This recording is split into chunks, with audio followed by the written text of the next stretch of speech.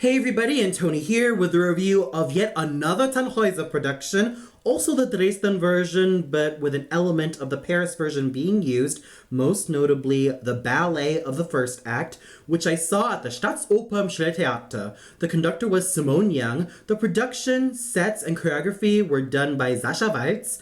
The assistant set designer was Pia Meyer-Schriever. The costumes were done by Bernd Schulzig. The lights were handled by David Finn, and the chorus master was Martin Wright. I was really excited about this particular production of Tannhäuser because of the star-studded cast headed by René Pape, Wolfgang Koch, Burkhard Fritz, Marina Prudenskaya, and Anish Vanavims, and also Sonja Grane. I'll get to them later, but first, my thoughts on the production. I mainly knew Sasha Waltz as a dancer and a choreographer, mostly specializing in modern ballet and dance in general. I was really excited because I have never seen any production done by Sasha Waltz nor any work of him. So this is definitely an experience that was really something that I will never ever forget nor regret. And it was just amazing in its own special way. The opera starts off with a representation of Venusberg looking almost like the moon, as if to state that Venusberg is a combination of the realm of the night and a place where one's pleasures are fully realized. The line between pure pleasure and pure hedonism is completely blurred. You even have a lot of young men and women semi-naked just running around the stage, either making love or just prancing around, and I safely presume that they are basically Venus's underlings. And then we see the presence of Tannhäuser and Venus after the overture and ballet, where all of the underlings are sliding down this platform. And there are times that Tannhäuser and Venus also use the platform, but the platform also converts into a stairway, mostly reserved for Tannhäuser and Venus. And what I also noticed about this particular platform used as Venusberg is that at times it moves back and forward when it needs to.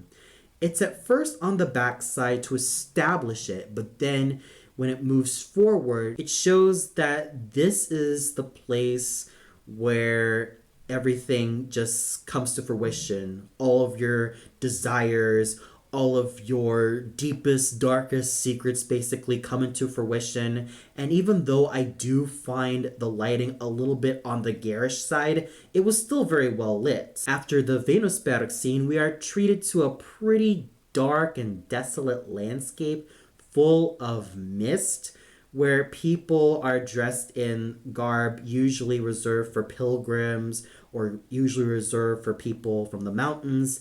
And what I also noticed about the entrance of the Minnesänger is that instead of coming in with either horses or on foot, they basically appear with their lackeys. So it's safe to say that the lackeys are basically replacements of the horses that they ride on. I thought it was really, really interesting. The second act begins with the hall where Elisabeth resides, but as much as I really liked the concept, I felt like it could have been a lot more expounded. Like we could have made it a great hall with a lot of wonderful murals, some paintings of Elisabeth's extended family. We could have also had some pictures of her uncle, the Landgraf Hermann, with all of his expeditions, and that would have been really, really gorgeous to look at. And what I've noticed about this production is that the action is transported from the original Middle Ages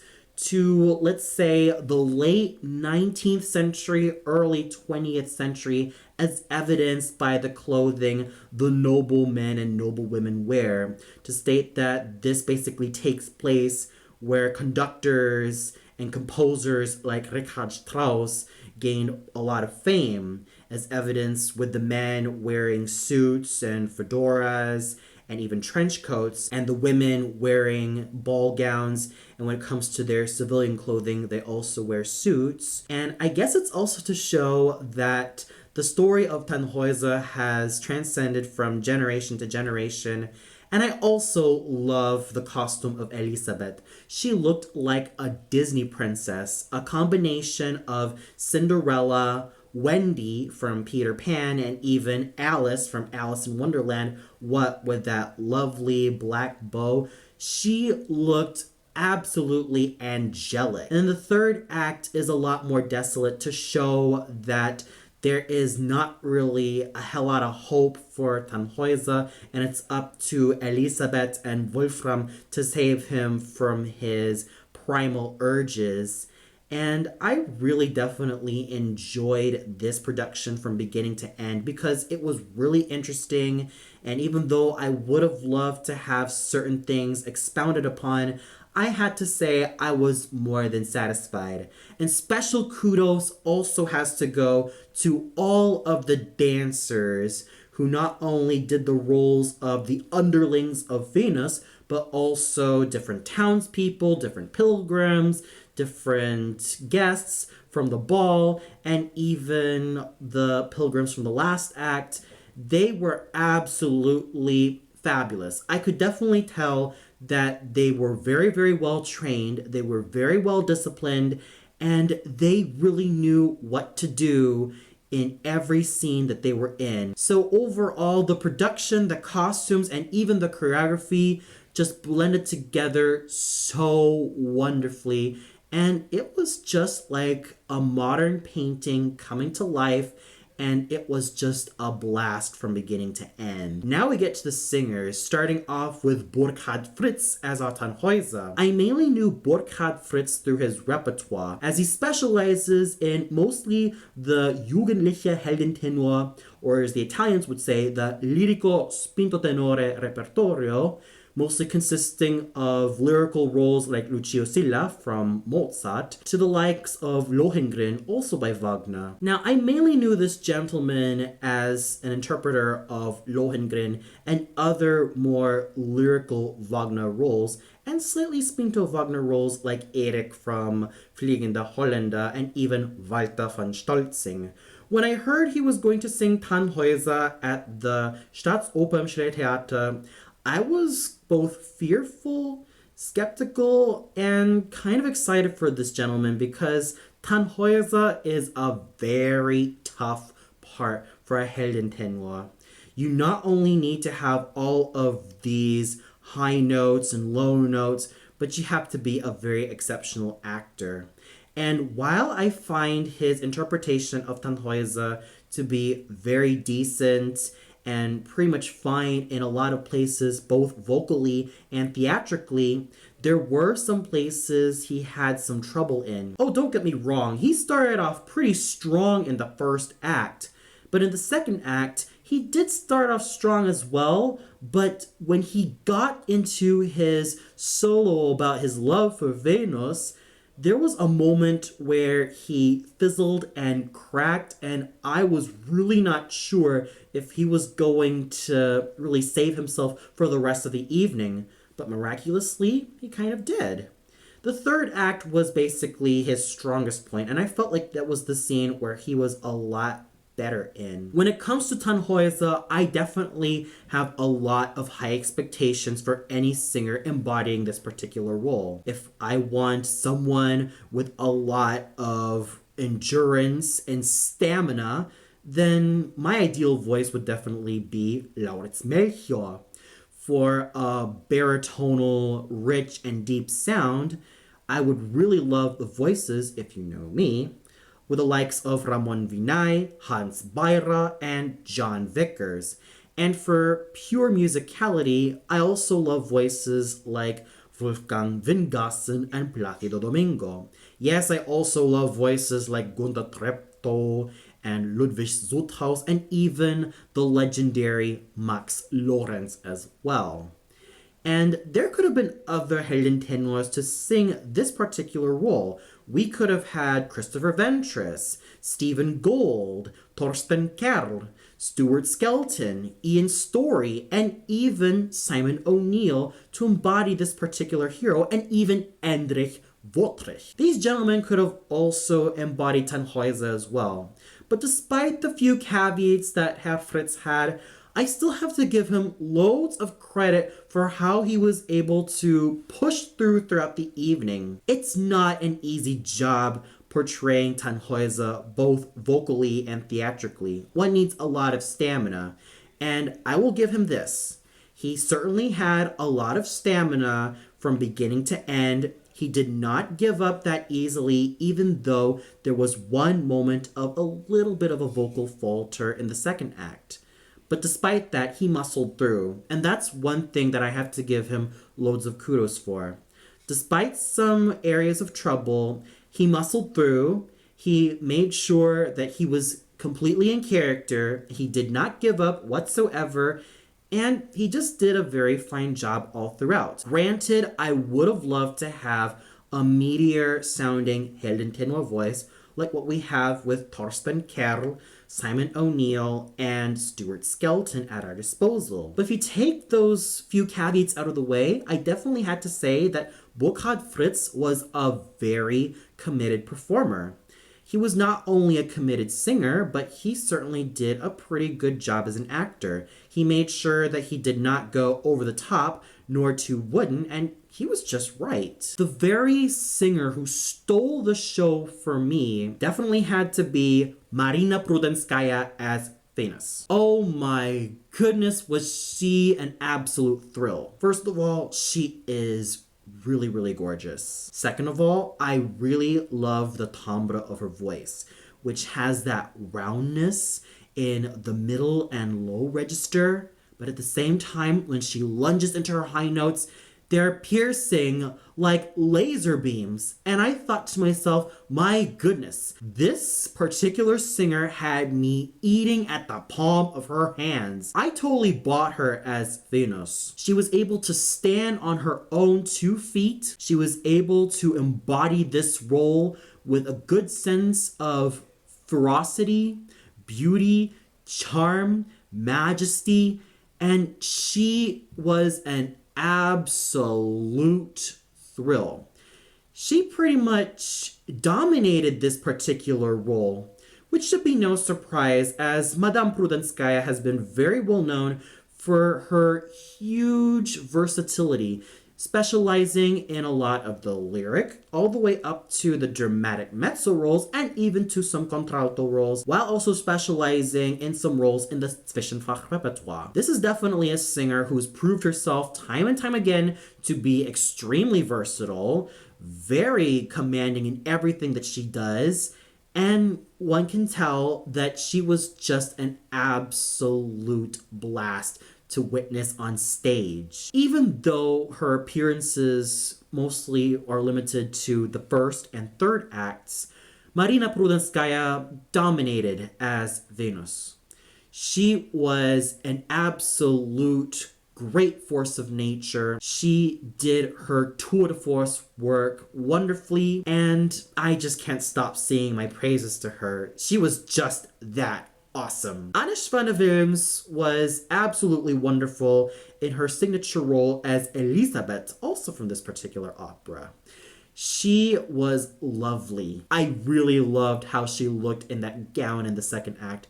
She just looked like a Disney princess. And she sang wonderfully and even embodied this role with such beauty, grace, and nobility from beginning to end.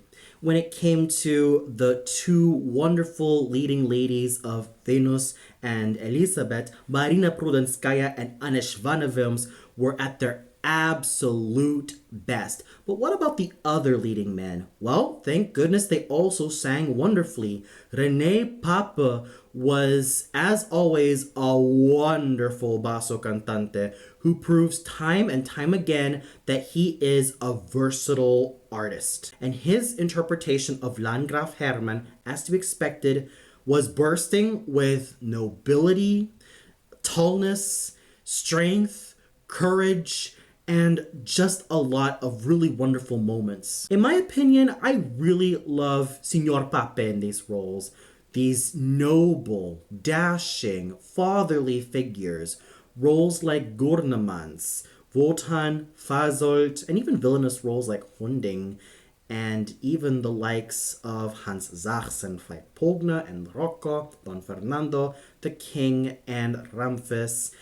This gentleman can prove us all time and time again that he is just so phenomenal in everything that he does. And my word, does he continue to be as phenomenal in one of his signature roles, Landgraf Hermann. Oh my gosh, his phrasing, as to be expected, was impeccable. His stage presence was really, really great. He embodied this character with great nobility, and his voice, as to be expected, had that warm, round, rich, and slightly cavernous quality. He continues to be a very versatile and commanding singing actor, and he was just marvelous all throughout. I mostly associate Wolfgang Koch with all of these howling and spitting villainous Heldenbariton roles, and even some ambiguous characters. I definitely enjoy him in roles like Telramund, Klingsor, Alberich, Wotan, and even Barak from Die Frau ohne Schatten. And when I heard that he was singing the role of Wolfram von Eschenbach, I had my doubts because I mostly associate the role of Wolfram with a slightly lyrical voice. And with Wolfgang Koch's case, he is a bigger, rounder, richer Heldenbariton voice. He sang this role really, really well, and I was very impressed. After all, this is Wolfgang Koch. I really love the timbre of his voice. It is like a finely tuned cello. The way he was able to emit certain phrases and certain notes just made me think of a really well-built cello. He was just absolutely wonderful in this particular role, and even though there were moments where he was kind of stentorian, I still have to give him loads of credit for his very focused Heldenbariton voice, which has that burnished, round, rich, and slightly cavernous quality, and his characterization was pretty well done as well. He was able to make Wolfram quite noble, but at the same time kind of ambiguous, but basically human. Sure, I would have loved to have other baritones sing this role, a la Simon Keenleside, Dmitry Hovorostovsky, Michael Nagy, and even what we had with a lot of baritones who specialize in Lieder, baritones who also specialize in Lieder a la Dietrich Fischer-Dieskau or Hermann Prey. But even though I did have some reservations before listening to Wolfgang Koch as Wolfram von Eschenbach, I still have to give Herr Koch loads and loads of credit for his impeccable vocal qualities and his really great stage presence, which continues to be as commanding and strong as ever. And I also have to give a major shout out to Sonja Grane's charmingly sung and sweet-toned shepherd boy. First of all, she was really, really adorable as the shepherd boy. She was charming, she was lively, she was youthful, and she was just so endearing as the shepherd boy. Her light, bright, and breezy voice was an ideal fit to this particular role. And even though this character mainly appeared in the first act, she was still able to embody her role with sweetness, youthfulness, and enthusiasm, which is a major plus on my book. The 4 other minstrel knights were also superbly sung. We have Junsang Han's bright, agile, and beautiful light lyric tenor voice, which was just so relaxing to listen to. And he embodied Walter von Vogelweide with youth, charm, and absolute beauty, thanks to his superbly tuned light lyric tenor voice. Milos Bulajic's equally finely sung Heinrich der Schreiber, Grigory Shkarupa's virile and very masculine Bitterolf, even though I would have loved to have a slightly more richer sounding voice, but still, I have to give loads of credit to Signore Shkarupa for doing a job well done, especially in his solo number, because his voice was really, really great, and it was in really fine condition. And of course, Jan Martinik's superbly sung Reima von Sveta. So overall, while the singing was really, really great all around, the standouts were without a doubt René Pape's superbly sung and nobly acted Landgraf Hermann, and of course our two leading ladies, Anne Schwanewilms as Elisabeth and Marina Prudenskaya as Venus. These three performers were, in my opinion, the absolute best performers of the evening, but I also have to give credit to the other performers for collaborating handsomely, and the conducting done by Maestra Simone Young was very, very well done. And she was able to really do a great job with leading the orchestra and chorus. And speaking of the orchestra and chorus, they were absolutely fine all throughout. Yes, the chorus did start off rather iffily in the first act, but they got a lot better in the second and third acts. So overall, when you have a very great and interesting production as Sasha Waltz's Tannhäuser, with some really fine singing contributed by René Pape, Marina Prudenskaya, and Anne Schwanewilms, and a very fine conductor in the form of Simone Young, then you have yet another production of Tannhäuser, which I absolutely enjoyed. And for those of you who saw this particular production of Tannhäuser, what did you think of it? Was there a singer who stood out to you so much? Did you feel like everyone went together? Or did you feel like there were certain singers that stuck out like a sore thumb? Comment below and let me know. Well, that's all for now. Be sure to tune in next week for my reviews of, hopefully, the Liederabend starring Piotr Beczała at the Konzerthaus am Gendarmenmarkt. And of course, on Saturday, my review of Mozart's Idomeneo live from the Metropolitan Opera House. So until then, good night, everybody.